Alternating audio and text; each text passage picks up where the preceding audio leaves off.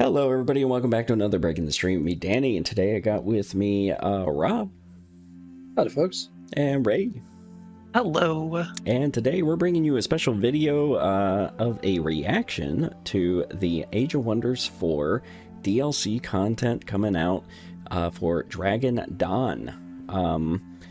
Yeah, and so we saw a bunch of the previews, and we thought, well, let's react to it, because we are already having visceral reactions to it, and in there, if you watch some of the streams, you probably saw some of the vitriol, which, by the way, it's not going to be all vitriol today. It's going to be some good stuff in there, I think. Mostly. I'm going to try and keep it positive, at least, until the end. Yeah, I think that's mostly Danny that has the vitriol, but... Yeah. Yeah, and I'll be okay, so I'll be good this one. So... yeah, and so today I just kind of want to go through and break down and talk through each of the features that we saw previewed so far is in the official streams and any of the kind of press releases or the preview builds that we've been seeing the other content creators releasing whenever they've been so gracious to hit pause on their screen, you know, when they open up a book or highlight over a tooltip. I was there, right? Just like the Draugr. So with that, we'll start with the first thing. Right, we're going to dive right in. The new ruler, the dragon that you get to play, right? So now everybody can go and, you know, be excited because now you can play Dunkelzahn yourself. So what do you think, Ray? How many people know about Dunkelzahn? Well, everybody should know about Dunkelzahn. Absolutely no idea what that is. No idea what that is. So. Oh, it's it's like the great dragon from Shadowrun. Yeah, it's the first dragon, right, or something like that. The first great dragon who got elected president of the United States and yeah, he disappeared in probably a the most storm. Famous. Yeah, I don't know if he's the first. I know that there was like a huge like thing surrounding his death because he like died in like a forbidden zone and his will was like 100 pages or something like that. He didn't die. No, he didn't technically die, but he left his body. Yeah, he left his body for research. I don't know if he did that. Okay, well, no, it's listed in his will. a giant hole opened up in the sky. He flew into it, and it closed. Nobody knows what happened to him. But anyway, new dragon, ruler. What do you think? Right. Gaining extra gold, always good. I'm not sure if this is going to... So let's break down what the dragon leader does then. Yeah. So the dragon leader is... like a new leader type. So you have your wizard kings, you have your champions, and now you have your dragons. Dragon king, I guess you might call it. Queen, I don't know. Or dragon lord. Dragon lord, yeah, as they call it. Yeah. And so what does the dragon lord do? The dragon lord's a dragon, so they get dragon-based abilities as they level up. They have their own skill tree to go through. They have like some cool abilities, like one that allows them to just eat a tier 1, 2, or 3 unit whole. Surprise. And that's pretty fun if you're not playing multiplayer. But the downside of the dragon ruler is that they have a 30 gold per turn upkeep. Right, so from out of the gate you're already at a 30 gold disadvantage, and I think Rob and I have started to adopt a strategy that we just hire a hero turn 1 because they're pretty cheap. They're 30 gold upkeep, sure, but that's the equivalent of like 4 tier 1s, and they resurge, right? So in auto combat, you're guaranteed to have your leader, and then they get stronger as time goes on. So, yeah, I don't know if it's worth that much, but then what Ray is talking about is their ability to gain gold for each of their little like artifacts or items that they have, because they don't have fingers in the traditional sense, so exactly. There's several items that they can't equip. They might not have fingers, but they can wear rings. Oh, so they can wear rings, and they can use miscellaneous items then. Rings, and then your 3 miscellaneous slots. Yes. Yeah. Okay. So they don't have feet. They don't have a chest, and they don't have a head. I mean, they better, but not of such size that they can use normally. Yeah. And so as the devs were going, I was like, okay, well, we let the guy be a dragon, so he's naturally going to have feel bad moment when you find a really good plate. So what do you do with it? Instead of equipping it on your other heroes, you just put it in your dragon horde, and you gain passive gold income from it. Well, maybe. I'm not 100% sure that that's actually how that works. I'm not 100% sure that that is innate to the Dragon Lords, or if that's tied to the new society trait. No, it's the society trait you're talking about, right? The artifact horde. The artifact horde gives you an additional tier 1, 2, or 3 item for clearing an infestation, and on top of that, you gain mana income for every item in your horde based on its tier level. Gotcha. So the Dragon King provides gold, and the Artifact Horde provides mana. So it's kind of like, take the dragon, take the Artifact Horde. And double down on it. Or don't. Yeah, or don't, because Wizard Kings are probably better anyway. I still think Wizard King is going to be better, but I just like the idea of having the horde available, so that way, like, you can just hang on to all of your items, and then when you do reach a crunch, you can sell them then, and there's no problem, there's no downside of hanging on to items and strategically using them when you need them versus just selling them all and then wasting your money because you have it. Well, it depends on how much a tier 3 item sells for, a tier 2 or tier 1, right? I mean, it's 14, 28, 56. Yeah. 12 if you sell a tier 4. Which you probably should. Usually the cost would be recouped by Dragon Horde over the course of, what, 5 to 14 8 turns. 14? Yeah. Oh, is it only tier 1? one? Yeah, you're right. 1, 3. And then tier 2, doesn't it give 2 gold for the tier 2 items? So I don't remember exactly what the ratio is. It would still be 14. I thought it was like 1, 3, 5 or something like that. I remember it's 3. It was like 9 for a tier 4. Okay, well, we'll bring it up on the screen here as we say it. But yeah, so overall though, I don't know where they're going to sit in terms of power level. Like for me, the way I view it is champions are good early game, better than Wizard Kings very early game, like turn 1 to 15.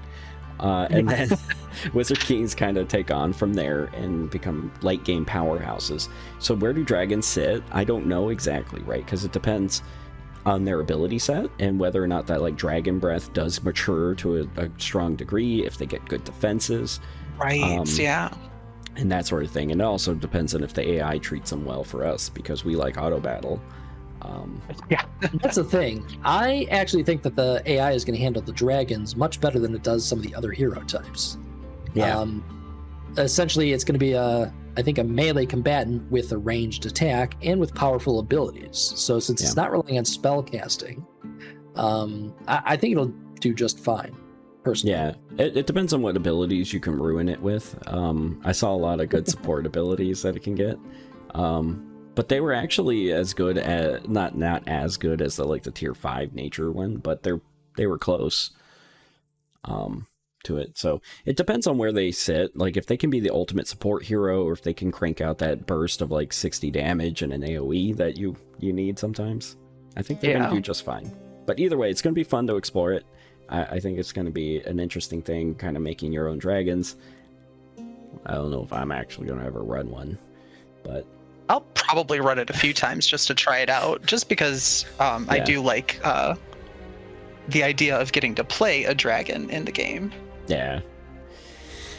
All right. I think they're going to do quite well, honestly. I think that I think they're clearly going to be better than champions, in my opinion. I think the champion is a poorly thought out class when you compare it to the Wizard King, at least. Yeah. I have one build archetype that I'm going to try and prove you wrong with, but that's literally the only thing it'll be good at. You're talking a convent build or something? Yeah, basically a convent cryo build. But, but go on. But yeah, it does seem like the Dragon Lord could end up, or probably will end up being better than Champion, but not as good as Wizard King. Oh yeah, 100% better than Champion. Because the just the powers that you get with that hero, and hopefully like the abilities you unlock as you level, will make a big difference. Yeah, I think they're going to be a contender for the Wizard King, to be honest, but they reduce spell casting points late game, if that's going to affect them, because you're going to lose out on that summoning potential. I don't know, because it's 100 spell casting points at level 20. That's significant.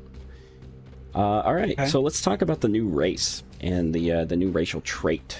So we got lizards, right? So lizards got poison blood for the physical trait, I believe it is, that you can get for them.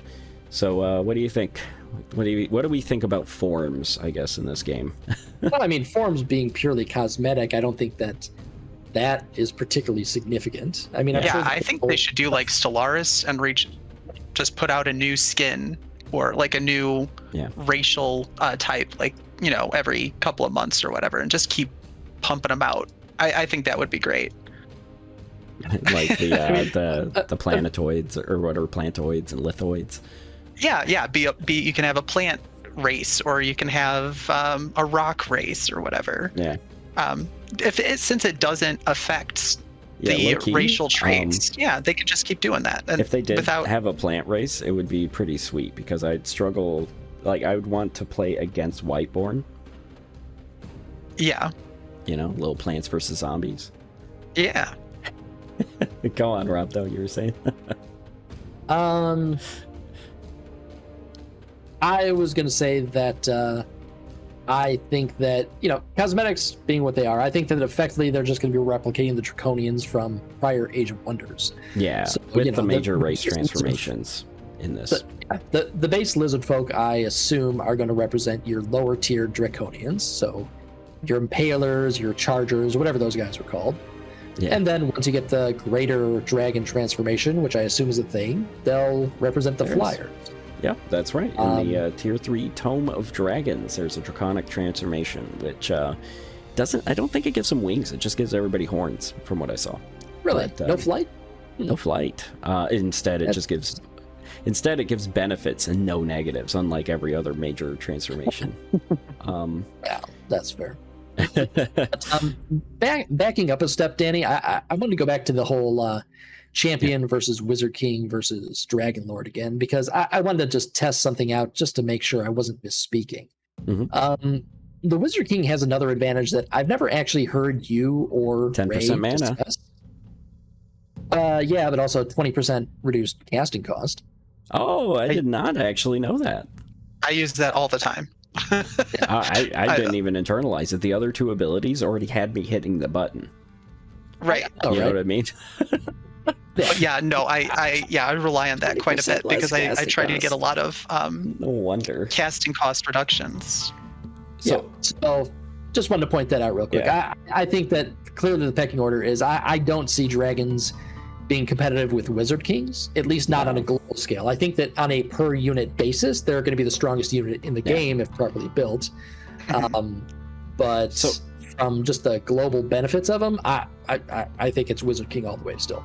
Yeah, let's forge our perspective a little bit here too, right? So our perspective is from a multiplayer-oriented perspective. We like to play the multiplayer game of Age of Wonders with each other, against each other. One of our favorite game modes was from Age of Wonders 3. It was the Seals victory, right? Because it was like an indirect competition, because you needed to compete for seals away from your cities. So you can build up your infrastructure, you can kind of take your time, kind of ease into it, but then some jerk will rush the seal, and then now you have to go hit a seal, and then now it becomes a game, right? Whereas like in these later installments, Planetfall and Age of Wonders 4, that did not occur. And so we end up playing like, it's more of like direct PvP. And that's our perspective right now, is that we're looking at this direct competition, which is why we're struggling to like get the best things and the strongest things and that sort of stuff, and still try and have some fun with the themes of the game, right? And so then just kind of putting what Rob said into perspective, like 25, was it 20 or 25% less casting cost, you said? 20%. 20% less casting cost, and then you pair that with like mana channelers, and you pair that with some of the new abilities that are coming in this book, in these new tomes that are coming. I'll dive into what that means for me later, but Poison Blood. Poison Blood is the alien from Aliens, right? So you hit the draconic person in melee, and you have a chance of being poisoned back, basically, right? It's awful. Like, just like low key. Okay, Yeah, now I'll give this. I'll give this to it. Light, at least in our previous experience, is the most common damage channel. So getting 2 Spirit. resistance there is okay. And you know, It does give 2 resistance as well, yeah. that's about it, because the other part is 30% chance to poison.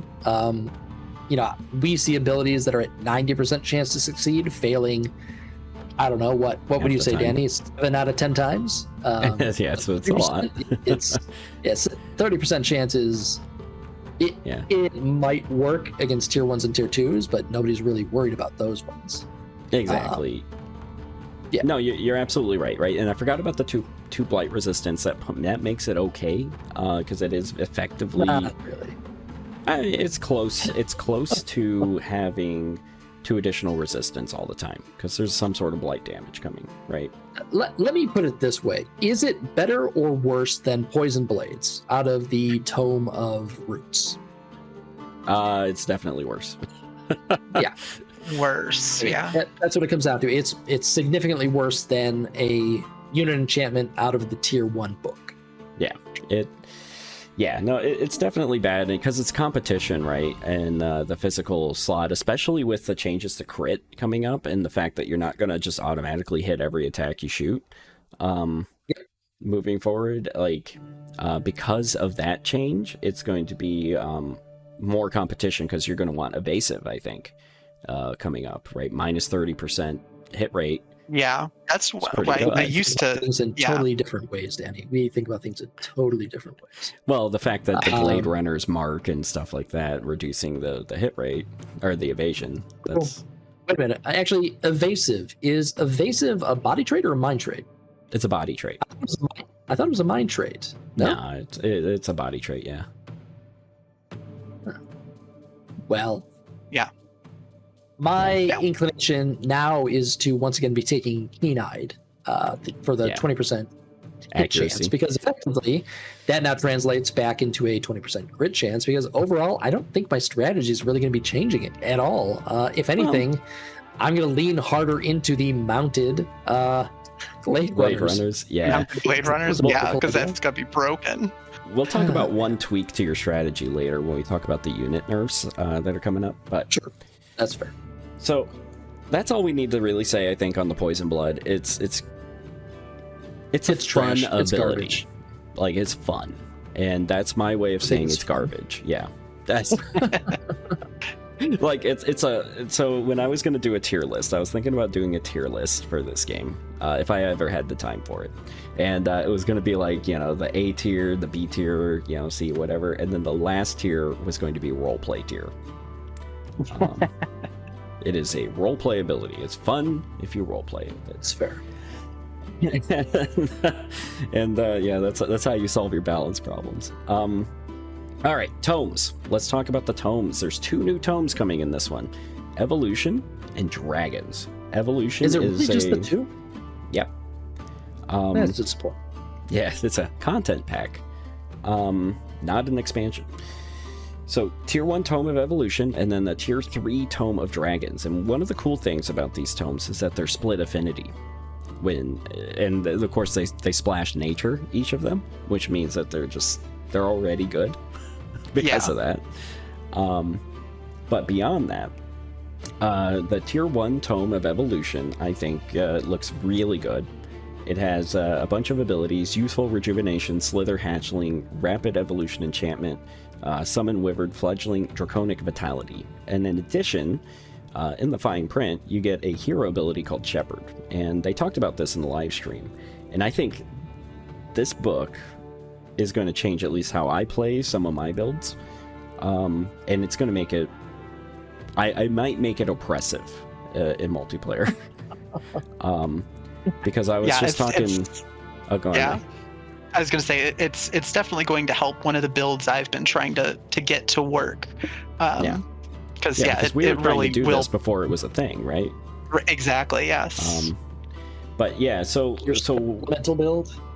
Yeah, the elemental evolution build, right? Yeah.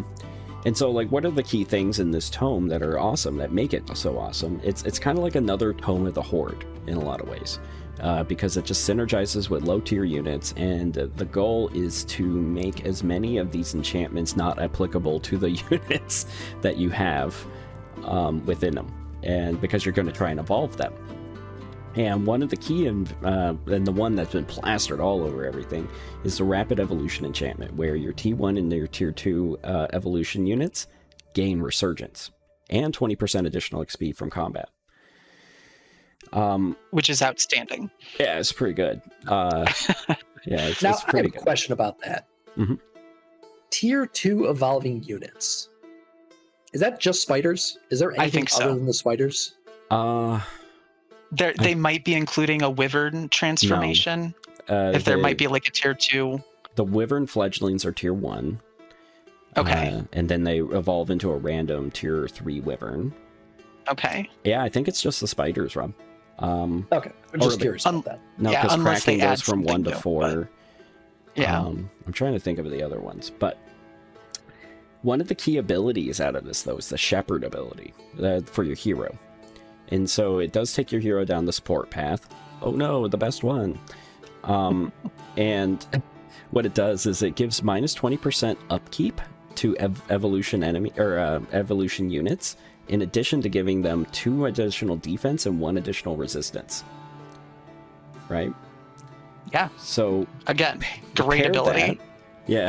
So pair that with a hero with the inspiring hero trait for an additional 20% upkeep reduction. You're at 40%. Right? What's up? I personally think that you two are both overvaluing Shepherd. Yeah, I mean, sure, your +2 defense and 1 resistance is okay, but I mean, if these units have resurgence, that doesn't really get it there, in my opinion. Yeah, I don't know. What was the first part again? Minus 20% upkeep. Yeah, I mean, again, it's like at a certain point. Well, so I mean, we're talking about tier 1s almost exclusively, and Right. the upkeep on those is going to be what, either 8 gold or 8 mana, depending on what it is. Yeah. And subtract out the 20% reduction for, what's it called? Inspiring leader, which Yep. I mean, So I that's don't know about you, 40%. but I get that on basically every hero that I have leading a stack. Yeah, Yeah. basically, yeah. And yeah, I tried it's that like, too. so I want to say that 8 goes down to 6 with the 20%. Mhm. I'm not sure if it's additive or multiplicative, but I think it rounds what's it down. going to go down to? 4? Yeah. I mean, Yeah. we're talking about a 2 resource saving Now- per unit. Now, wait, just one more thing. Stack on top of that the Astral Empire enchantment ability or whatever. Or no, the Shadow Empire development of minus Magic 20% magic origin. Now you're upkeeping for like 3 mana, 1 guy. Now you have a mana channeler, so you have a minus 50% summon cost for your elementals. So now you're summoning an elemental for like 25 mana that's upkeeping at 3. True. And you're a Wizard King, so it's actually 20 mana. My question though is this: so what? How often are we going around with massive stacks of tier 1s? Well, Like, I mean, I was doing that in our most recent game. yeah, by turn 18, I could have 18 stacks of summons. Because you're a Wizard King, right? You start to snowball, you gain experience, you gain more casting points, you can summon more creatures every turn. And mana's not a problem because it's so little to cast them and you're not hitting your upkeep. You put amplified arrows on your snow spirits, your lesser snow spirits, Yeah. and they're solid. Like they benefit from like all of the enchants that you'll possibly have, which is also another reason to reduce their upkeep. Yeah, and then there's I mean, if you go with this the was- copper golems also, you can put on whatever blade I'm not a fan of enchantment, copper bump those up to iron golems. Yeah, no, you don't use those. I like But the iron I mean, golems. I don't know what's wrong with you guys. Ah, if this was if this was Age of Wonders 3 or Planetfall or something like that, where you could have 6 stacks in a fight if you surround the enemy right, then sure, that'd be decent. But in a game where it's strictly limited to 3-on-3, I mean, I don't think that your stacks of tier 1s are going to get there. Well, like the one. Well, I mean, I guess you can build around it. The point of it though is to get 18 units by like turn 15 or whatever, turn 20, right? To get 18 units and then start steamrolling, and then they all become snow elementals. Yeah, but if you're steamrolling with, like, are you sending them in 3 different directions, like 3 stacks of 6, or are you having all 3 of those stacks in a single army? Yeah, do you know what I'm saying? Because... lesser snow spirits auto battle so well that you could have them go and do all the stuff. You can clear like 3 times faster. Yeah, and then plus there's what was it, the Mystic support unit does well for healing units of magic origin. So yeah, but if they have resurgence, who cares about healing? So the other thing too. So one more thing to throw on top of all of this, right? Is there is a hero ability. It's rare, right? So, but there is a hero ability that if you have magic origin units, it actually further reduces the upkeep and increases their defense and resistance. So it's like one of the ones that they could just start with, like Beast Friend, right? Right. So it's like 80%. It's ridiculous. But I mean, even then, right? So you have Shepherd. You have 2 additional defense with 1 additional resistance on your Snow Spirits, which start, I think, at 0/0. So now they have 2 defense, 1. Yeah, they have 2 defense, 1 resistance. Now your hero gains a few levels, and now you have defensive training, right? So now you're at 3 and 2.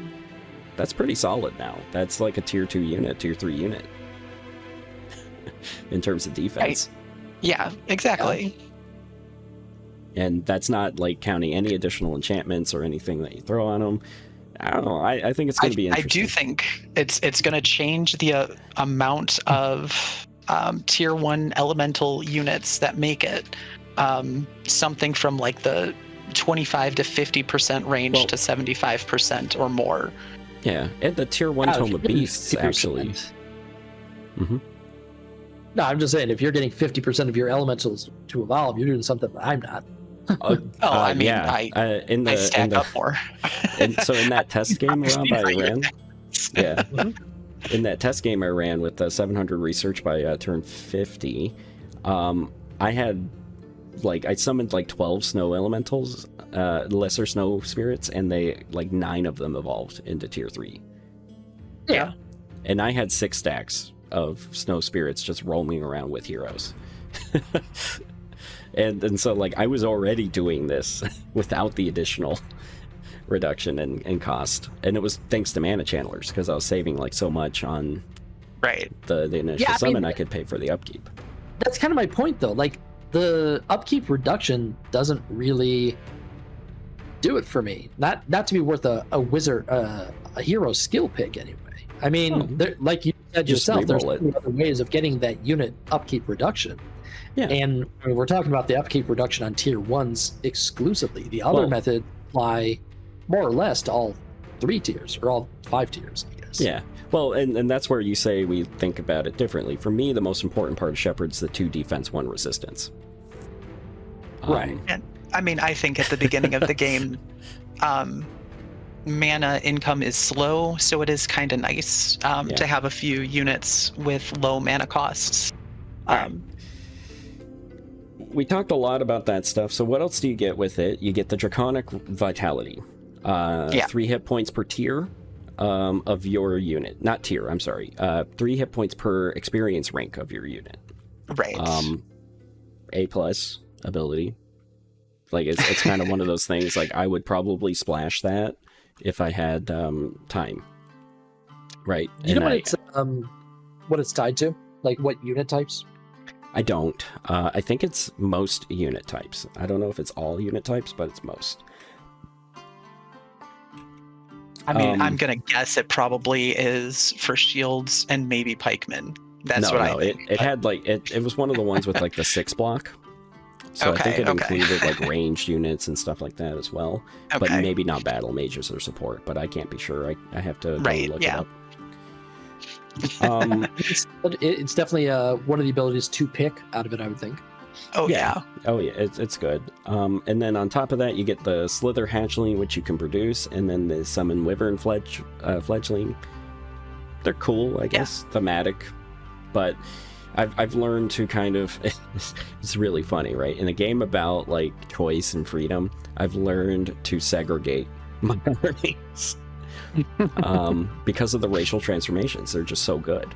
Like if you're using units that aren't your race, like, and you don't have a specific purpose, like Snow Spirits freeze people, so they're good. Whereas like everything else doesn't really, right? So I don't really like using. Yeah, no, Danny, that's the thing. I am hoping, like this probably isn't going to be the case, but I'm hoping that those Slither Hatchlings and Wyvern Fledglings, well, no, I guess this is a tome. It's not tied to anything else. So you know how there's some summons that do actually count as your own race? Oh, yeah, okay. I was hoping that might be the case, but I mean, because this Like is coming out of a tome, that wouldn't make any sense. No, I wouldn't. You're not going to have an Elven Wyvern Fledgling, you know what I mean? Yeah, you wouldn't have right. an Elven one, right? It would just be those weird things out of 3.5. I mean, their parents would slaughter them for money. Absolutely. All right, They are so standard. yeah, and so they're cool. They evolve, so they kind of fit the theme. They're good. I don't actually know what Youthful Rejuvenation does, so I'll skip it. So that brings us to the Tier 3 Tome of the Dragon. So it has some powers. Draconic transformation. Major race transformation turns you into a dragon, basically. In all things but name, right? So what do I mean by that? You get Draconic Rage. You get immunity to burning. And I can't remember the third ability. You get something else, but you do not actually become a dragon type. Which is important because you don't suffer any of the benefit, or you don't gain any of the benefits, you don't gain any of the negatives out of it. You Are do you get the sure? dragon unit type from the Draconian transformation. It's dragon unit type, natural regeneration, immunity to burning. Dragon unit type. Well, the dragon unit type only seems to provide maybe we'll have to get our hands on it to see, but in the tooltip I saw, when they hovered over dragon unit type, it just gave them Draconic Fury, which is under 30% or under 30% health. Other way around. Okay. Under 60% health gain, 30% damage. Which let's talk about that. That sounds pretty good. Maybe you don't need to get an additional resistance with something like that. Suddenly super growth with a little bit of resolution is not resolute. Tenacious is looking good, huh? I'm sort of taking Tenacious, actually. I took it in our most recent it's all right. game. I take it sometimes. In the solo test game I did with the Bastions, I did not take it, and I could feel the difference. Like, when your guy's slapping some dude for 5, and you're like, ugh. Nah, it's not good. So that's one thing. So it's good, because like all the major transformations in this game are basically like, okay, when I say all of them but Celestial, like the Angel Eyes, is good. Because honestly, I think Angel Eyes is probably the weakest major transformation in the game. It's thematic. It's role play. It's weaker than the minor race transformations. It actively hurts you because the only benefits it really gives is flying and spirit resistance. Which, by the way, if you took Order Tomes, you don't need spirit resistance. But it's an Age of Wonders 3 thing. They just can't get creative enough to figure out a good solution around it. So they're like, just heap on spirit resistance, it's fine. So yeah, what are the other skills you get? You get Young Dragons, Purifying Flames, Dragon Attack, and Flamer Focus. In addition, you get a special province improvement, the Wyvern Eyrie. So young Airy. dragon, I think it's pronounced airy. I think you had it right the first time. but it's EYR, year, Yuri. I believe it's airy. I mean, it could also be Irie, but I believe it's airy. All right. Danny, Well, please tell me that Dragon Attack is a province-destroying spell. No, it is not. In fact, it's a siege spell, and it does 26 damage to all enemy defenders.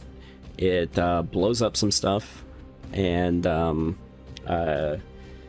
what does it do elsewise? There's one more thing it does. I can't remember it, but yeah, it's basically a siege project that does damage and does a little bit of siege damage plus some other stuff. So it's actually not bad as far as siege projects go, if you're into that thing. If you don't have siege magic. Yeah, I mean, I sometimes when playing games that like drag on for a while, I see what you did. I'll use that. Yes, I will Very nice. use some special siege magic, siege stuff just to take the thing down faster. But yeah, before our multiplayer game imploded, I actually took the bolt repeaters so that I could siege a little bit faster. But so yeah, young dragon allows you to actually draft dragons. I'm inferring that because it doesn't say summon. When usually a unit is listed, it's a draftable one. So it looks like you can just conscript young dragons, and then young dragons can be of various types, and then they evolve into their various ultra type, right? The tier 5 variant. Right. I'll say this: it's going to make that achievement a lot easier. Which is what achievement? The achievement for having a dragon unit. Oh yeah. I'm sure oh god, yeah, you're right. They probably won't rethink it. So that's good. Purifying Flame is just like a combat spell that heals and does some stuff. It's not really. It's like okay, get it if you can. Flamer Focus. This one made me laugh. It's a battle mage enchantment that gives all battle mages the Age of Wonders 3 Flamer attack. Yeah, I assume that's exactly what it was. Yeah, it's just the firebomb. Faction. Yeah, and I was laughing because I was like, well, do battle mages really need another burst of huge AoE damage? I was going to say, they've already got a great... Every battle mage, that's their thing. Every single battle mage has some sort of AoE except the White Witch. Well, I disagree with that, Danny. I think that's very useful. Oh, no, it's definitely useful. It was unneeded. I see what you're saying. Yeah, because they're already doing 60 damage in a burst. They don't need to do it 2 times in a turn. Yeah, they're adding a second burst attack so a second probably cooldown burst attack to a unit. It actually could impact the performance, but we'll have to see how it goes. But I found this one interesting. You can give it to your heroes. I'm assuming it's going to be a battle mage ability. Yep. Probably also applies to support, which could be useful. So because then your support units have a decent attack. Yeah. And so the Wyvern is going to give you the ability to actually draft Wyverns as well, the tier 3 flyers. So that could be kind of cool too. But again, they don't benefit from any of your race transformations. So how good will they really be? If that's actually the case, then Young Dragon might be a summon. Well, it doesn't say summon. That's the only thing. So I'm assuming you draft it because, like, Slither Hatchling is listed as Slither Hatchling, and you build it out of your cities. True. We'll see. Yeah. Well, Was there a picture of that tome? Yeah. In the there's I got it from the Provis video that was released today, June 9th. Okay, so I do see a summon Wyvern Fledgling in Tome of Evolution and Slither Hatchling. Yep. Okay, but neither of them look like they're building. I guess it could be. Yeah, I think the Slither normally you build like them. the building. Oh wait, no, it's definitely building because of the shape of the the circle around it, like the magic type around it. The summons have a summoning circle, and the ones that you build have like more structure around it. I believe, yeah. Is Ray having a problem here, Rob? Like, do you know what the hell he's even talking about? Yeah. Okay, if you were... I have no idea what you're talking about. So, like, in the Civilopedia, right, the Age of Wonders-opedia, you're saying there's an indicator there that indicates whether or not it's built or drafted or something? Yeah. So, for instance, look at Tome of Beasts. You'll see the Wild Speaker has like a squared off shape around it, around its like magic circle. And the summons one have like kind of a mystical symbols. Yes, they'll have like the little symbols filled in. Okay. I we'll take a look. We'll pop it up on the screen now. right there. Ka-chow. Yeah. All right. Cool. So that's the tier 3 book. Seems interesting. It's not one I'd probably dip very often, to be honest, than any of my builds. Very thematic for a Dragon Lord. If I wanted Lord. to go Dragon, it's like one of those things. Like, I can see that being kind of fun. Like, you go through, you have your little troops, and then you get your Dragon support, and now you have like this cool like mixed army, and you're like Game of Throning all over the place. But what's going to affect it for me is whether or not they found some way to integrate those produced units with your own race transformations. That's like, it. If you can have some kind of a dragon faction, then yes, absolutely, that's fantastic. Like, if those young dragons are going to benefit from racial transformations, awesome. Yeah. Otherwise, if none of this draconic stuff is going to work with the transformations, I mean, like you were saying, Danny, that's just so freaking powerful that it's a major disadvantage if you're not able to utilize it. Yeah. I mean, it's like, what do you think? Like, by mid-game, turn whatever 50, or like, and what is that, late game, right? By the beginning of the late game, what are you looking at? You're looking at like at least, it depends on what tomes you took, but you can get like 3 defense, 3 resistance, or 2 resistance. True. You can get like I probably use transformations more so than anybody else on the team, but I mean, end game we're looking at like 6 or 7 racial transformations, plus easy. Defense, plus resistance, plus 30% damage, plus... On the other hand, 30% damage is a big one. You end up saving like 750 mana by not casting all of those. Yeah, but it's a one-time investment. Yeah, exactly. Yeah, that's what I'm saying. It's an expensive investment. So if you don't need to take racial transformations because all of your units are not racial units, but you save that. I mean, that's like saying that. I mean, you don't have to pay to add bacon to your hamburger, but it's just not the same. It's not as good. I don't see that as an apt analogy, but it's like actually you're right. It's more like you can't pay to add bacon to your cheeseburger. It basically what it comes down to, right, is what Rob was saying before, right? It's 18 on 18 combat is the focus of the game, and if your 18 just are not the same quality as the 18 you're facing, you're gonna lose. Right. And that's it. The racial transformations, and honestly, like, just cut out all the racial transformations and just give your guys Astral Blood. That's the most important. Yeah. Maybe not so anymore, but not so anymore. But I mean, plus 50% or whatever it was. Hit rate, crit rate. Yeah, sure. Yeah. Crit and hit. Okay. All right. So, we talked a bit about the new units, the Slithers. I really like the design on the Slithers, by the way. So I do think I want to use them. I just don't think I'll ever be able to use them effectively. I think that you're going to have to build around this faction.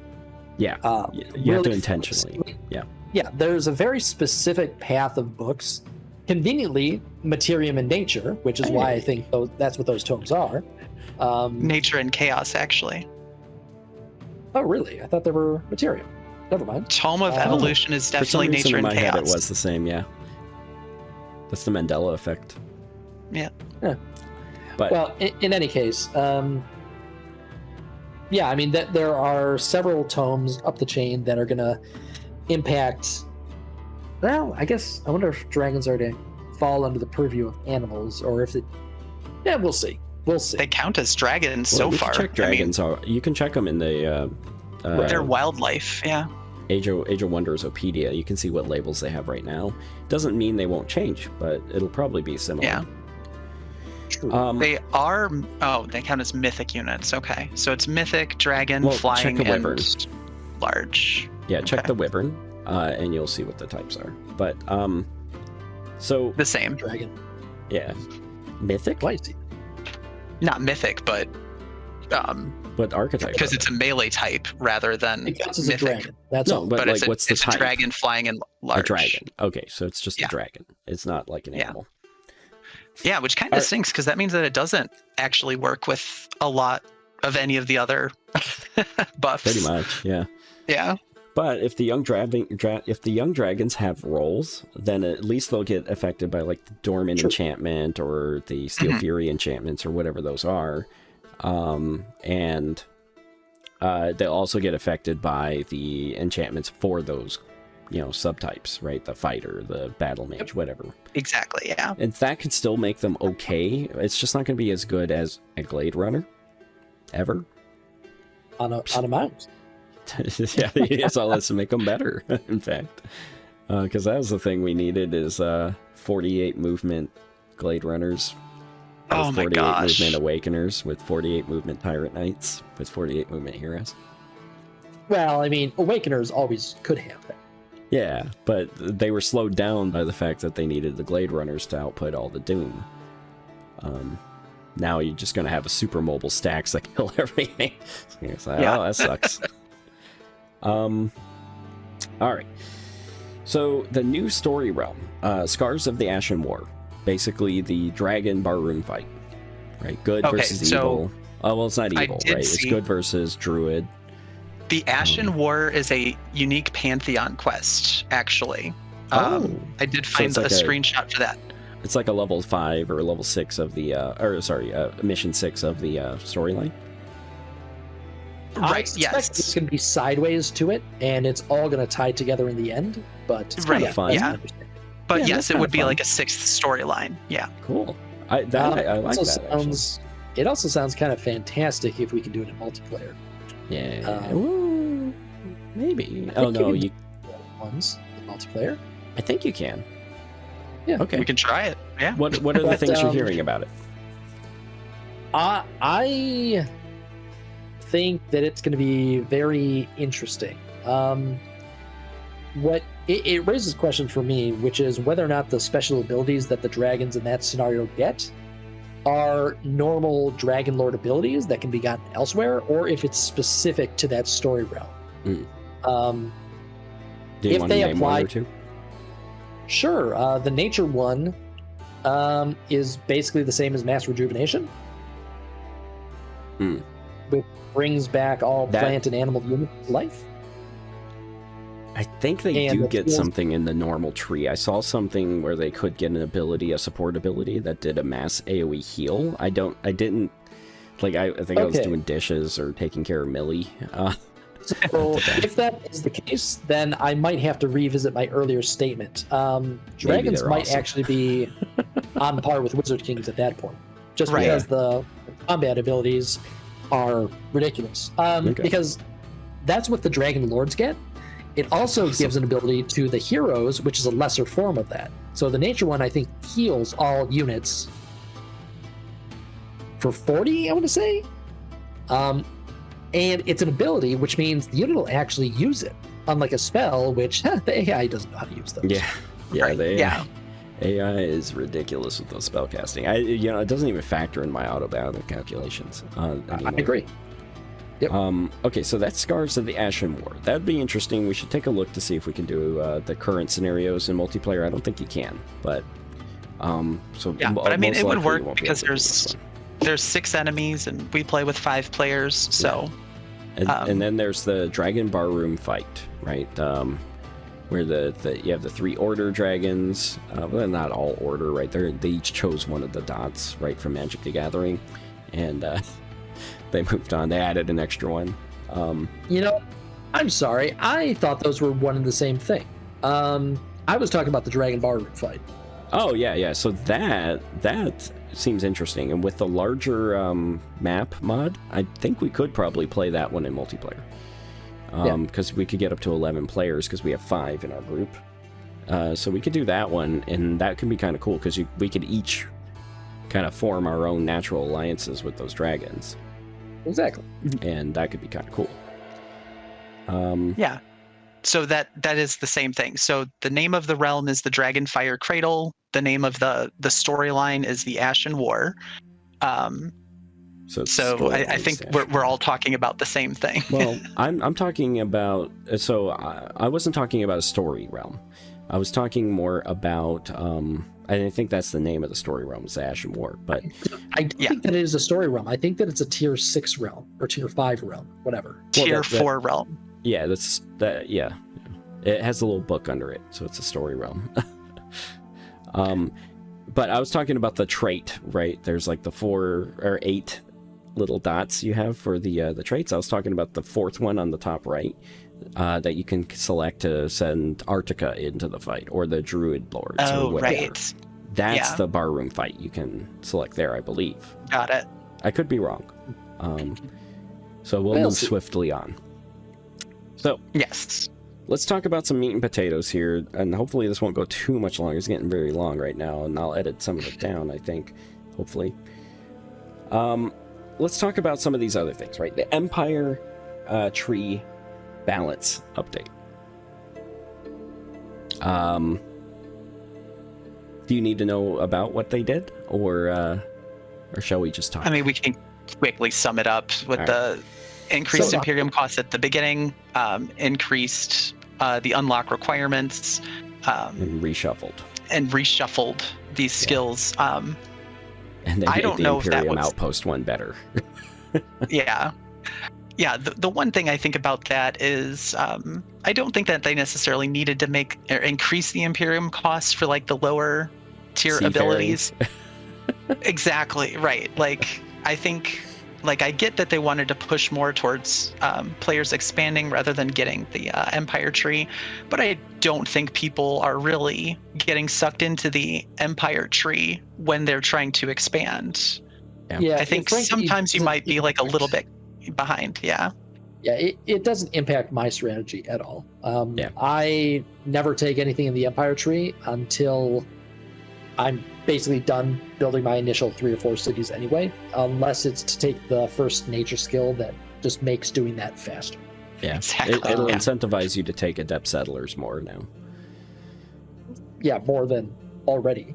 I think that the reshuffling of abilities, which primarily affects Astral, I believe. Yeah, because that was Lumines. Yeah, it was a very good change. They moved. Well, actually, it's kind of a weird change because they moved one of the more powerful abilities to the first tier. Yeah. And then moved the spell point one up a couple of tiers, which, I'm okay with that. Yeah. Not really sure what they were thinking with the shadow one. Like, they nerfed some things and improved other things. Yeah. So knowledge extraction received a massive nerf. I know some people are saying that it's a buff. Yeah, some people are saying it's a buff, but it's not. They moved it from 50 research per level of the hero to a flat 150. Right. I mean, some of the late game combats, I was getting anywhere between 1,000 to 2,000 knowledge from murdering Danny's heroes, and now it's just gonna be a flat 150. So 450. 150 each. Right. Yeah. Yeah, so I mean that I don't really see that as a needed nerf. I mean I guess it cuts down on vassal farming, but that's being patched out anyway. Right, that's being patched. Yeah. Well, it's being patched down. They beefed up some of the other skills, like the one that used to give 500 research now gives 750, which is still not ever going to be worth taking, in my opinion. I would never. It's not even like 1 tier, 3 skill or something. Yeah, not even. So, whatever. I feel like what it should be is like a one-time automatically finished research on what you're researching. Give it the planetary alignment treatments, except that you can trigger it with like a ton of Imperium. No, I mean, it's just because with the one right now, like if you were able to like maybe beeline the shadow by like turn 20 or something, you can click that 750 and then maybe you can just burn a whole tier 1 tome in one turn. I guess. You know? Now, it's not enough to burn tier 1 tome, especially since you're going to be getting stuck with non-tier 1 tome skills off the other stuff. Yeah. I mean, if you shuffle, right, and you take that second ability, Adaptive Research, which, by the way, I don't know. I'll have to see if they actually fixed it, because that annoyed me to no end, because it's such a bad skill, and I took it. Adaptive Research, what does that have to do with things? Adaptive Research reduces the lock cost for abilities. Oh, that one. Yeah, whatever. And so what I like to do is I lock, like when I get a tier 1 tome I want to just burn through, I lock one of the tier 1 skills that pops up, so I'm guaranteed to see it the next time. So if I see another tier 1 skill in the next time, I lock that one, I grab the one that I saw, you know, that I locked previously or whatever, right? And so you can burn it faster. Yeah. I've tried it. I didn't think it worked that way. Yeah, you can burn down a if you tome lock pretty quick. one. Yeah, if you lock one of the skills that comes up, you still got 2 that are going to be cycling. Yeah. So, and if you get lucky and you get another tier 1 in one of the 2 slots, you can just grab that and then lock the other one again. Yeah, I also particularly like that particular skill that you get, because it also reduces the cost of research buildings. Because why not? It doesn't. It's supposed to. It's supposed to, but it doesn't. Yes. And it's like, come on, it doesn't even do anything. Like, the ability sucks as it was, because it also used to be like the 6th ability in the tree. And so it's like, it sucks when it got unlocked. You take it, and it was still even worse. It was like, come on. Yeah. Anyway, so yeah, in general, reshuffling the tree was good. I do echo that sentiment. I do marvel at the Materium outpost change. That's the most bonkers one to me. It's like, okay, you increase the cost by 25% of an outpost. So you go from, instead of minus 50% to minus 25%. But instead of a wall, you're giving them a free population. And it's like, yeah. I disagree, Danny. I think that one is actually considerably weaker. You think so? Because you can start with a 4 population city. I think starting with the walls is pretty nice. I mean, I don't. Yeah. The difference is that now I can't build an outpost, on your territory with a wall, and immediately it has walls that with let siege protection. Yeah, exactly. Like, you're now going to be able to just launch an attack immediately, not have to initiate a siege.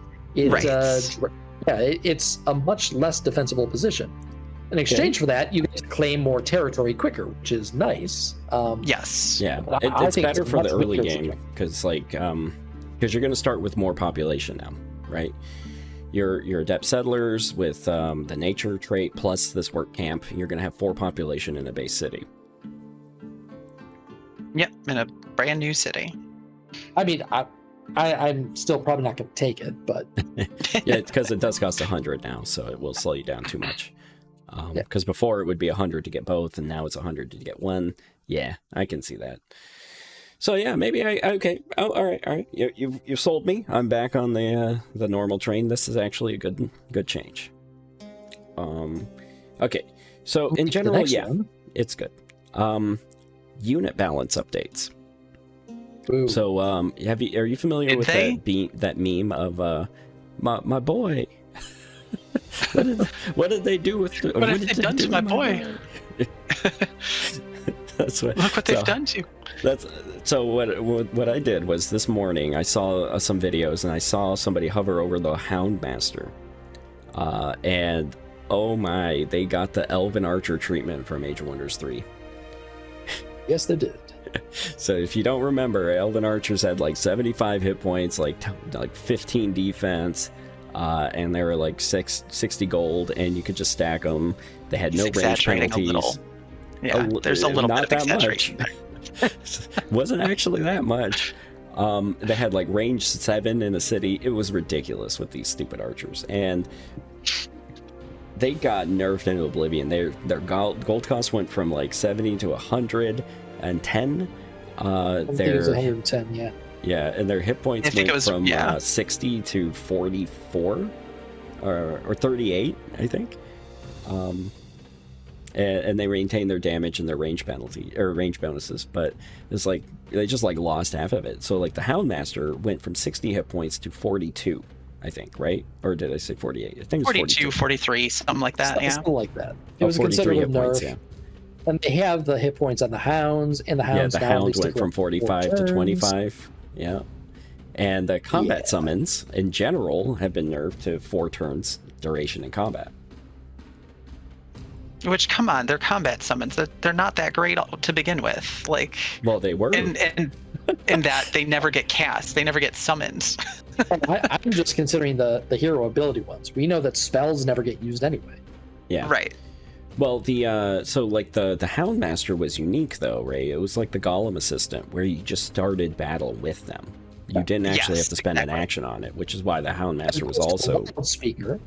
and the which, Wild Speaker, which has to actually- summon it. Yep, wasting a turn. Which is a once per battle ability, and they only get 4 turns. So that AI is wasting it on the first turn. Absolutely. And so Actually, I'm sure that the Hound disappears after 4 turns.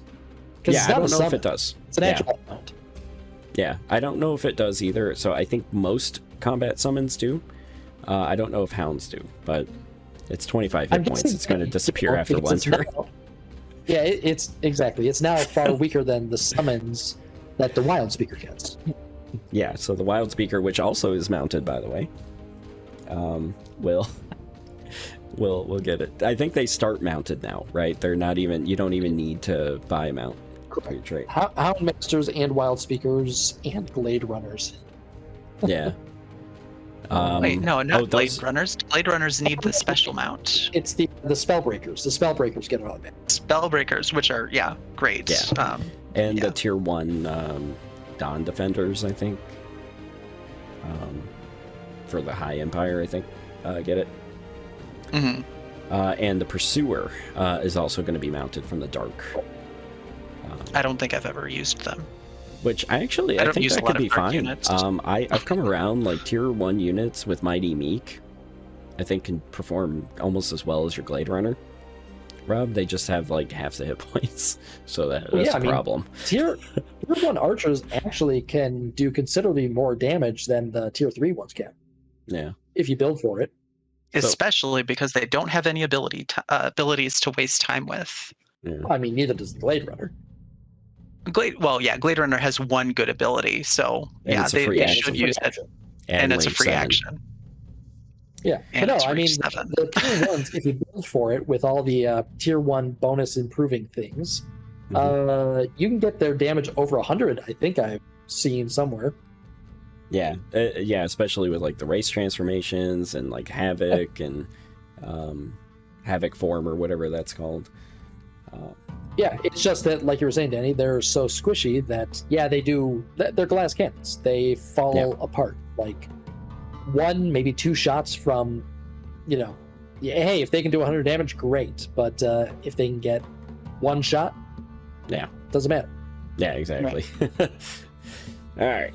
So some of the other units, I'm kind of curious about how they're going to treat the rest of the units in the game, right? If they went and they just like beat up that Houndmaster, put him into a corner, took his ear, right, poured gasoline on him. It's just reservoir dog style. Yeah. It's like if they went to town on him, what else did they do? It's like, In fairness, the Houndmaster needed it. The Houndmaster was too good. yeah, It didn't need that I- much. Like, It could have It didn't used need a that much, crutch. No, it did need a nerf. Like, I've run simulations where Houndmasters will one-on-one wipe the floor with Blade Runners. The having 2 units and that second unit having 50 hit points and doing decent damage, it was too good. But I think that they took the hammer to it a little bit too hard, and now I wouldn't build them. I was pretty on the fence about the Tome of the Horde because I don't like Spawnkin, but pass. Yeah. Yeah, I mean, because right now you kind of breathe at them and they die, right? Both of them, yeah. 43 hit points is lower than any unit in the game at this point, and I think the Astral Wisp might have the same amount of hit points. And it's like it's the size of a micron. But anyway, so it's interesting. I want to see what else Astral Wisp right now has 50 HP. 50. Oh my god. So if it gets nerfed also, but yeah. They went on a diet of like donuts and like, you know, popcorn and stuff instead of eating their Wheaties. Oh god. Like in my house, because that's literally what I ate today. Oh my god. Yeah, so you are becoming as you were, the Houndmaster. God, they're not even feeding the dog like organic food or anything, the blue ribbon food, right? Anyway, tome rebalances. So this is interesting. I didn't think they were touching the other tomes in the game, but of course I might just be isolated to just the shadow tomes, the necromancy side of things, because of the whole corrupted spirits and the hit point rework, or whatever, the souls rework. That are right. But I did see in the Necromancer tome they added the Corrupted Spirit as a summon.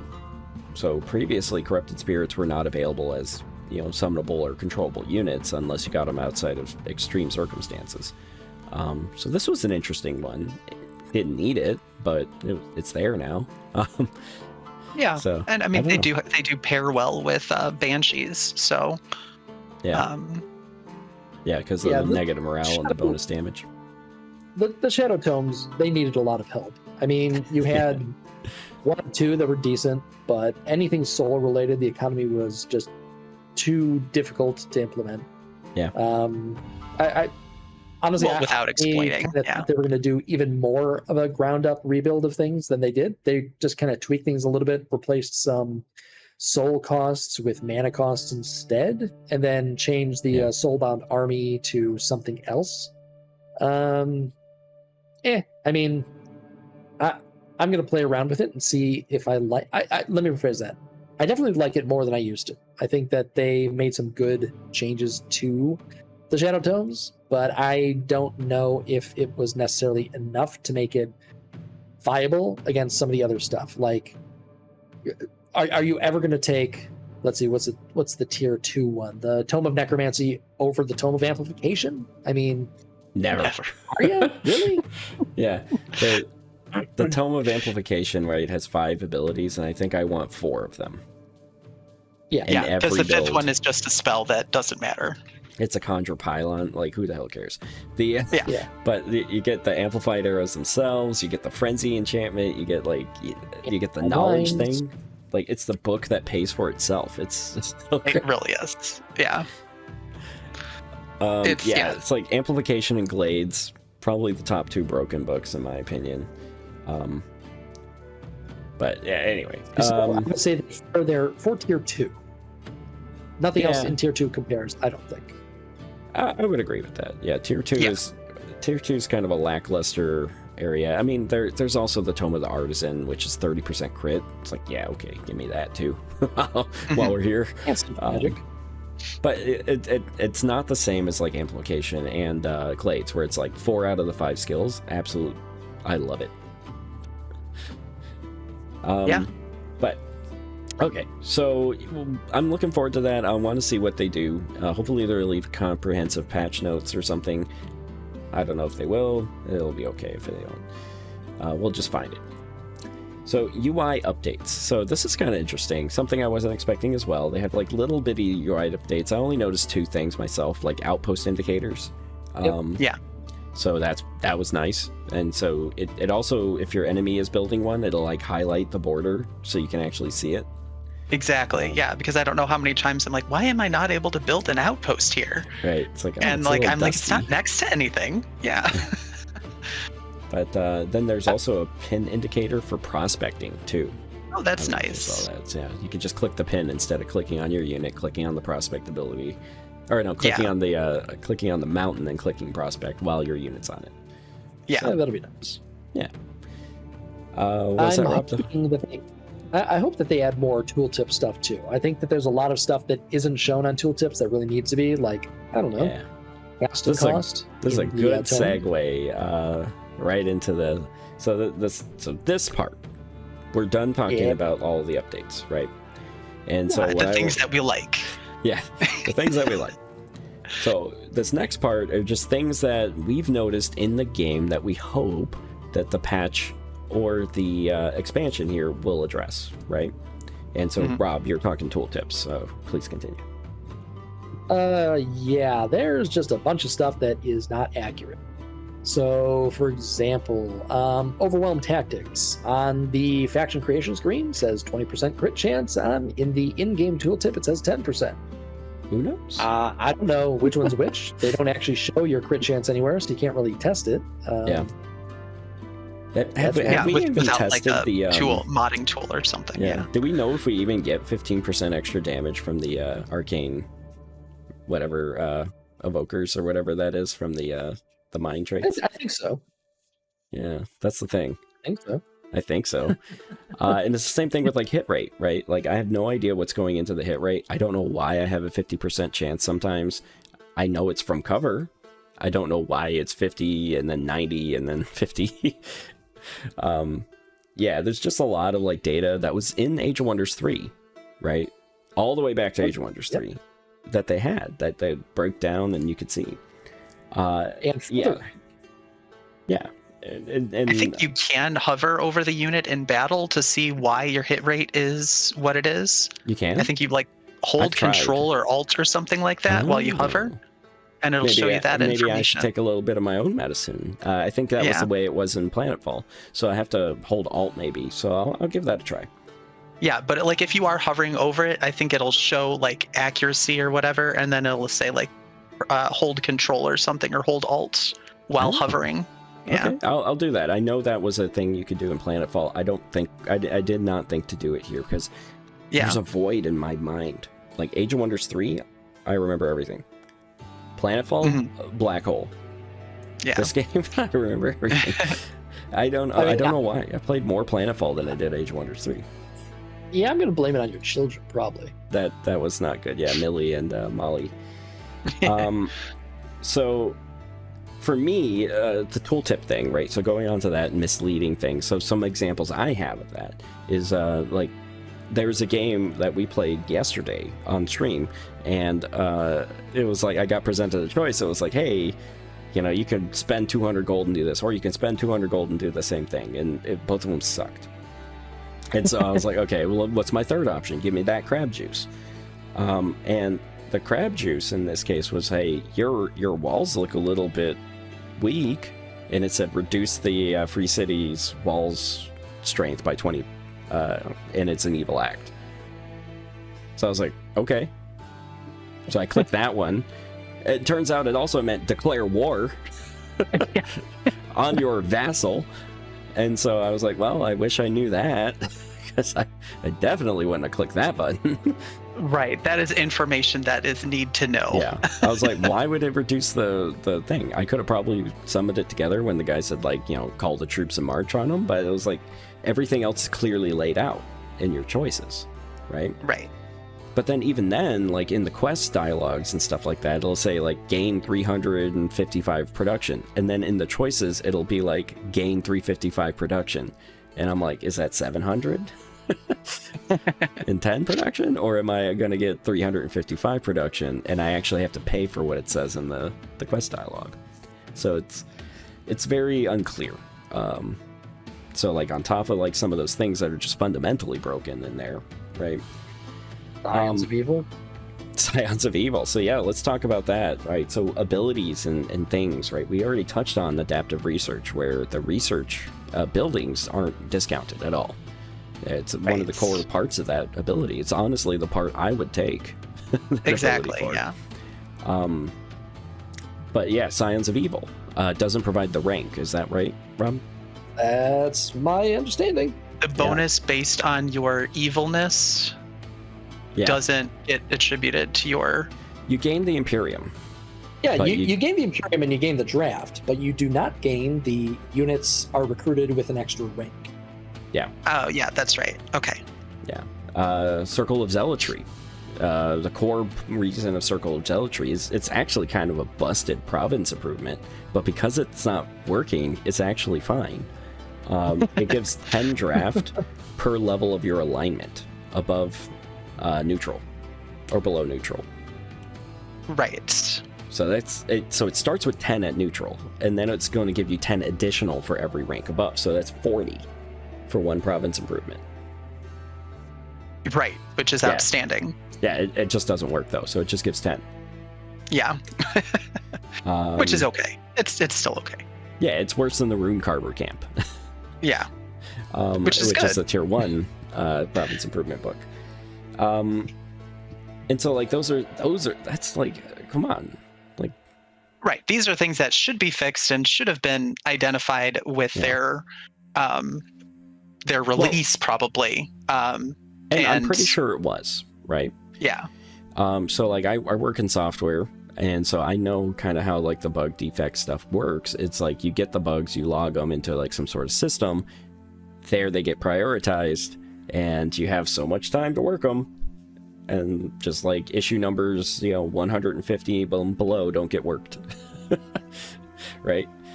And with the timing of this DLC and how it came out, right, so swiftly, they were cheering and lauding it.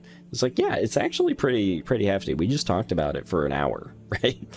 Right. It's like there's a lot in there. It's fun. It's a lot of good stuff.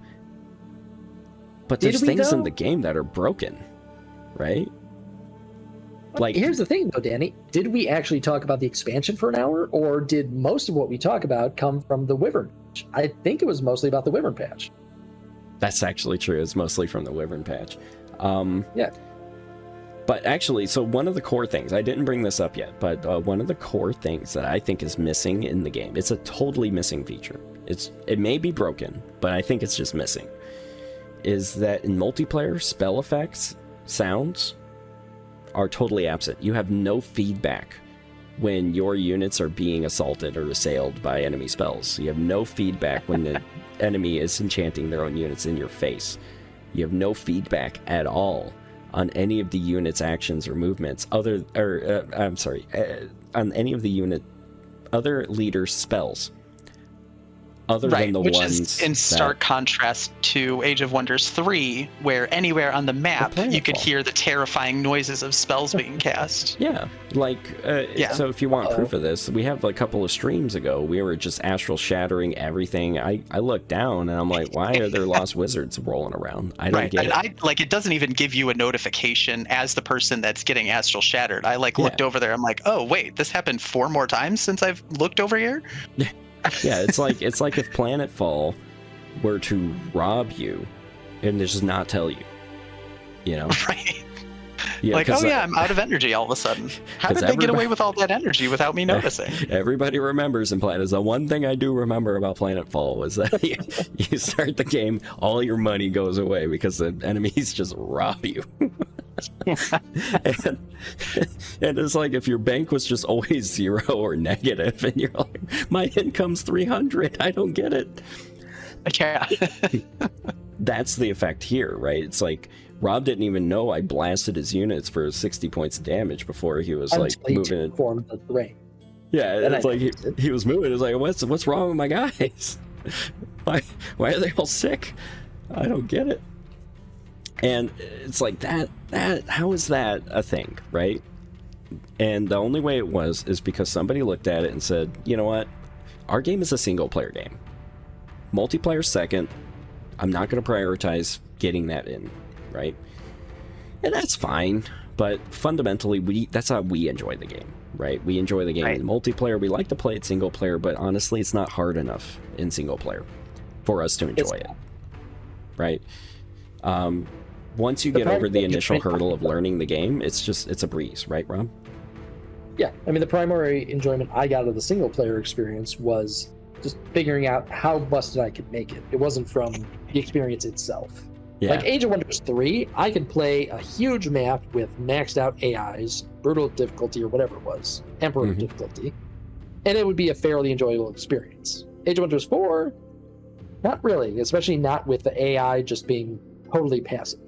Yeah, right. They basically don't interact with you. Yeah, they just so like the last AI game or game against the AI that I played, I let go on longer and longer and longer just to see what happens.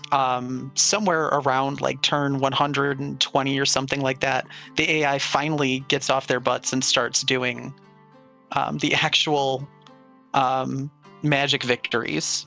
And so I'm like, okay, well, now I'm forced to go after them. And I guess that kind of counts as something. And they had like 15 6 stacks just standing around, not doing anything. I'm like, if any of those units had come at me, that would have been way more interesting than what just happened. Yeah. Yeah, and if you think back to Age of Wonders 3, I mean, what happened after a certain point? After a certain point, the AIs just started cranking out tier 4s, right? And then they came it's for unstoppable. You, you know? Yeah. Like go and search like the campaign, right? People were infamous. Like like people were like on those forums saying, "I cannot beat these games. They're too hard." And people are doing that right now on the Reddit, and that's fine, right? Because we have a collective of like 3,000 hours played. We're gonna say the game is easy, but so I get it. A brand new player, like with all these synergies going on, you're like, I just want the cool things. Well, the cool things suck, right? That's why you're losing. But, but yeah. So like in Age of Wonders 3, I actually don't think I can take 8. Have the highest difficulty AI, because they'll just show up and kill me, especially as a theocrat. What I always had to do was you turtle up until you can come out with your power stacks, or you just make mounted archers, and then you steamroll. Which I don't miss that, by the way. We still have that in this game, but face it again. Oh my gosh! Oh yeah, I am, aren't they? Because they're all going to be mounted. But at least they don't melee better than my melee troops. But so the other thing too. So like, let's talk about some more broken features. Free cities, right? Vassalization.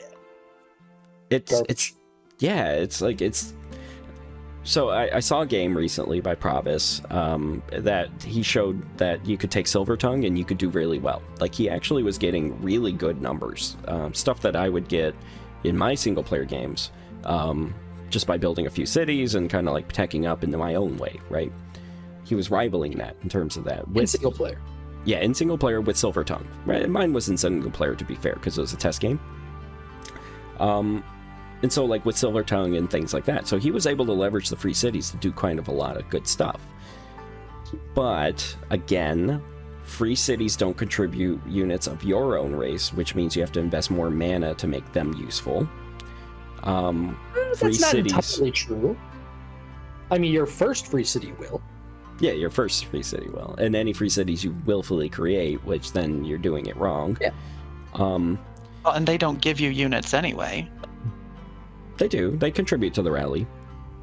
I guess, but yeah. And they do end up giving you units too. But the thing is, though, like, your free cities don't actually tier up. At least I haven't seen it.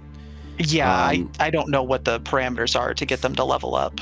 Yeah, because like the game we played yesterday against the AI, we're on like turn 70 or something. The tier 1 free city I started the game next to is still tier 1, and then I absorb it. I'm wondering if you have to trade with them or something. No, I trade with the free cities. Yeah. Okay, because sometimes I do, sometimes I don't. And, I don't know. They never rank up, so they never increase their income. Because then they also then just tie it up in units, just like the AI, right? So they're sitting around with like 34 units or 40 units on one city with no income. I don't think that they're bound to resources the same way that players are. I don't think the AI is for that matter either. I think they just get so many resources. But I don't think that's the case, because they may not lose upkeep. It will just immediately spawn stacks of units at certain intervals. Like you get a message saying that a war party has spawned and is being sent by a free city. That's when they get units. Yeah. And then like every 10 turns or whatever, right? 11, 21, which that's a hidden mechanic we should do a video on. But yeah, you're right. So like there doesn't seem to be, though, any mechanism for that free city to level up. And maybe that's intended. But if that's the case, then I'm looking at a free city with like 19 gold income and 12 mana and like 2 research. it's like, okay, well then I could take the Empire traits, right, to give it 10 more research and 10 more gold. Right. Or I could just build another city, or I could just raise that city and just use the 700 gold or whatever I'd get out of it to To build a new one, yeah. to do anything. To build one on its ruins. That's better. And plus, you would also get the extra knowledge out of like the killing their heroes. You know? Yeah, I mean, assuming you have all of those. Yeah. And you would, right? Like, but because if you're going into the tree to get the gold income from vassals, and you're going into the tree to get the shadow income from vassals, you're going to have the knowledge extraction along the way. That's true. Yeah.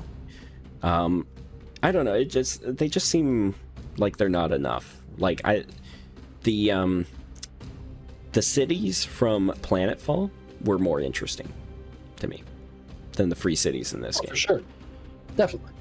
And just because they gave you those cool mods and you can like get into it, you're like, yeah, this is actually really fun. I want to ally the growth this game, or I want to fight the growth this game. And oh my god, the growth's attacking me.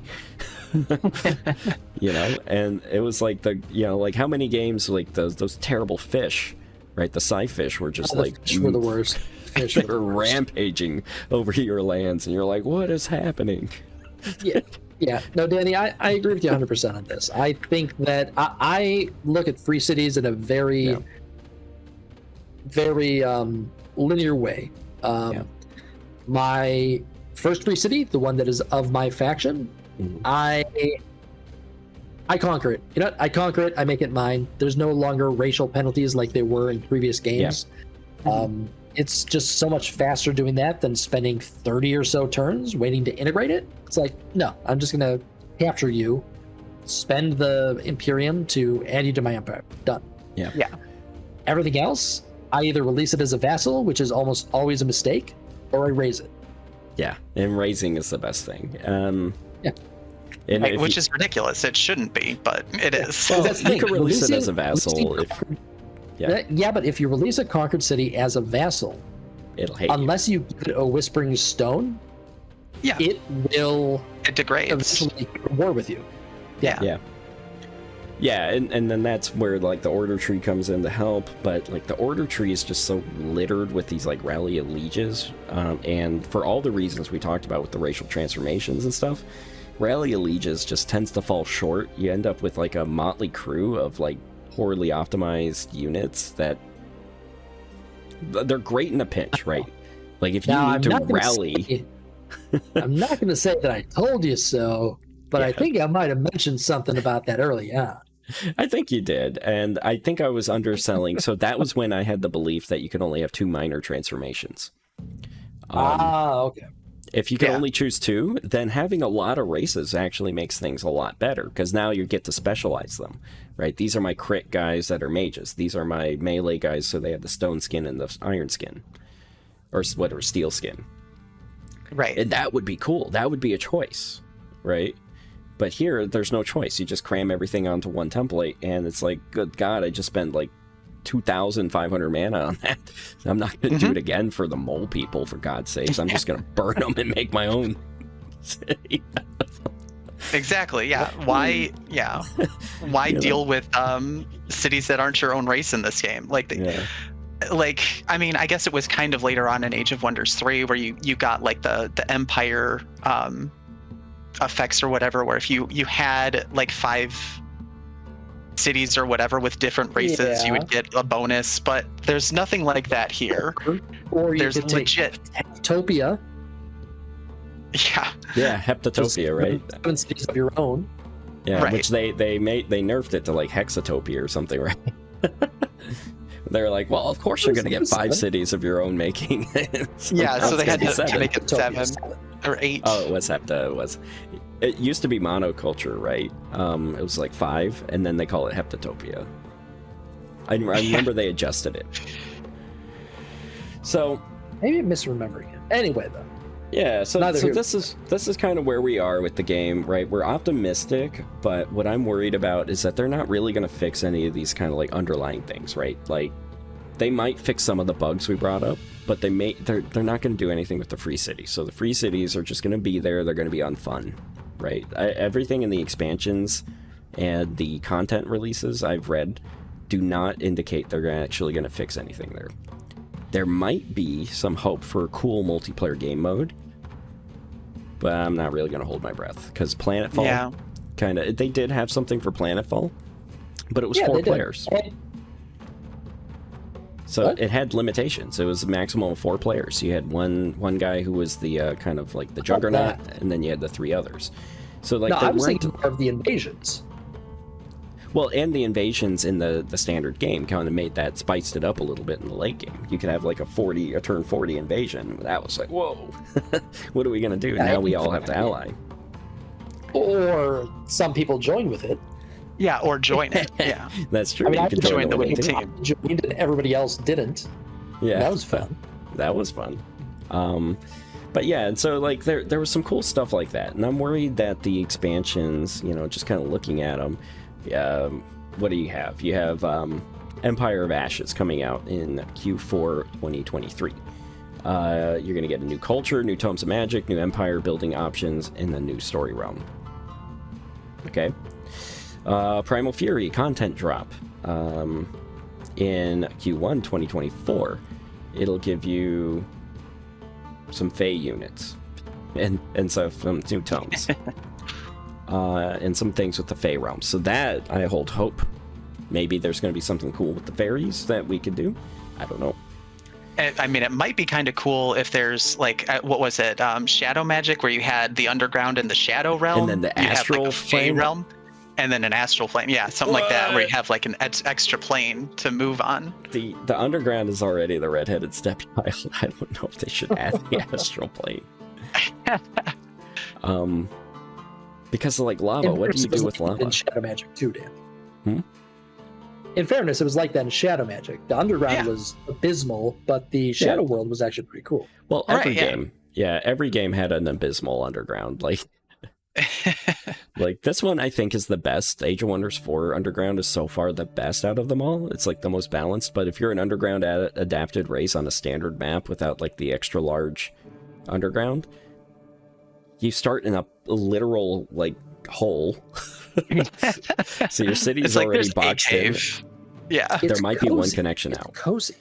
Yeah, but there's no expansion opportunities down under, right? No additional nodes. There's nothing to fight. Like it's just bad. Yeah, it's pretty bare. Yeah, and then there's the last one, Eldritch Realms, right? You get strange new monsters, new forms, new magical realms and locations. So there might be something in there too. But basically, I'm just looking for like a nice way to play with my friends online in Age of Wonders 4. Like, we could play PvP, but it gets a little salty. You know, like, because it's a high stress game. You play for like 6 hours. You don't want to lose, right? Right, and I'm like most 4X games. Yeah, like most 4X games, your start, if you have a bad start, it really compounds over time, and it can be really hard to catch up. Right, and that can happen for any number of reasons. Right, and that was where the beauty of the Seals of Power in Age of Wonders 3 was. Because even if you had a bad start and other people had good starts, well, they're going to go and hit the seals first. Then the person who also had a good start is the only one that can contest them. And so they're going to end up having the fight because they're the only two that can do anything. And so then the other people who had bad starts have some time to recoup, get stronger, and then come in and become impactful in the fight after they've depleted their armies against each other. Right?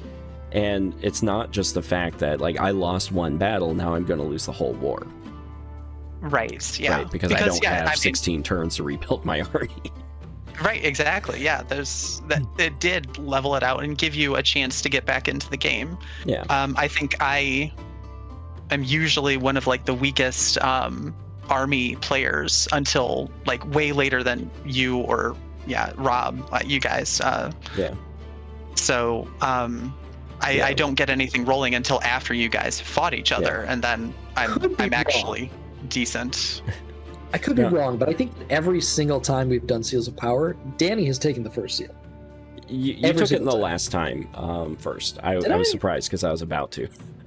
Yeah. But yeah, I usually am the aggressor on the seals because I know because Rob, you like to play in Age of Wonders 3, you like to play late game. Because that's when everything just kicks so much butt, you can't lose. And so because you're going to play late game, I try and put pressure on you by taking the seals early so that you're forced to come out before you're ready. Yeah. And what usually happens is like it's actually pretty close between us when we fight because of that. Because you're not 100% ready, you're kind of ready. And so like if you surprise me, then you're going to win. If you don't surprise me, then I have a chance, right? I don't necessarily always win. Especially when it's like 25 mounted archers, but I mean, in the last game we played though, like I did fairly well against them. We killed a bunch. I just couldn't keep up with the production. Yeah, my units were just that much cheaper. Yeah. Anyway, yeah, so hopefully something like that.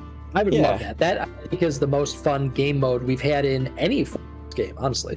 Yeah, and I totally agree with that. And I think it's been, I don't know. I think if they did that here, it would be great. It would fix a lot of things that I have a problem with in the multiplayer. Because like, unless they can fix the AI and make it super aggressive, like just go like, have brutal AI and then have Gandhi from Civ 6. Yeah. If they could put in the Gandhi difficulty, we'd be set.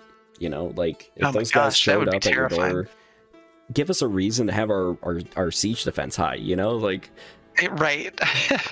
Surprise war, and they like blast. Yeah. They blast your units with nuke spells and then invade the next turn. Yeah, like make me throw my keyboard out the window because I'm just getting nuked by 7 AI. It's like what are you gonna do? Just. You know what the sad part is though? The AI in the story mode games is actually pretty aggressive. It's the right level of aggressive. Yeah.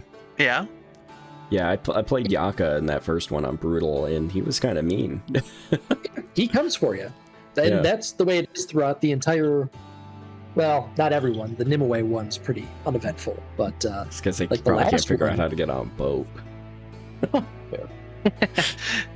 Well, no, I think it's because you're on the other side of 2 other cities or whatever for the Nimue one, and it just takes time for them to get to you. Parting shot here. I didn't realize this until now, but outside of Eagle Riders, right, there was no other flyers that you can get unless you did a major race transformation. Now, with the dragons, you can build wyverns that are flying stacks. That's the first thing I realized. Yeah. That's awful. Flyers. So then you can give them concealment or use the Tome of Cold Dark to make them universally camouflaged, have flying hero, and then suddenly siege, right? So that'll be fun. Okay, well, thank you all for sitting through it. It's been a long one. Hopefully you have found this enjoyable and you kind of agreed. Let us know your thoughts on any of this as we go through. If we're full of a bunch of hot air, let us know. And tell us which tome you got that out of.